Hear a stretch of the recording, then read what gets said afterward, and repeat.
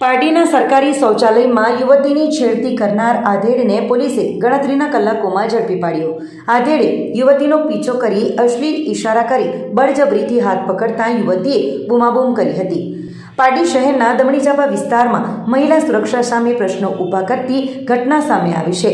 સરકારી શૌચાલયમાં ગયેલી 22 વર્ષીય પારડી શહેરની એક યુવતીનો પીછો કરી અશ્લીલ છેડતી કરનાર આધેડ સામે પારડી પોલીસ મથકે ગુનો નોંધી પોલીસે ગણતરીના કલાકમાં આરોપીને ઝડપી પાડી જેલના સળિયા પાછળ ધકેલી દીધો છે।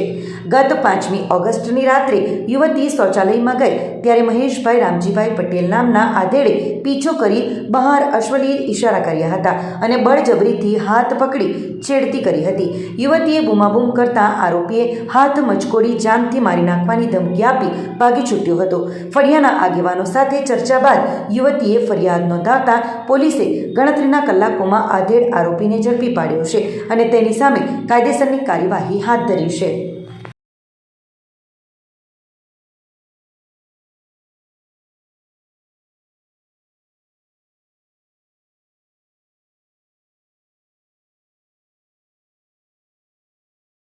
આપણી સંકલ્પ ન્યૂઝ ચેનલને સબસ્ક્રાઇબ અને લાઇક કરો, બેલ આઇકન દબાવો જેથી આવનાર ન્યૂઝ અપડેટ્સની નોટિફિકેશન આપના મોબાઈલ પર સૌથી પહેલા પહોંચે।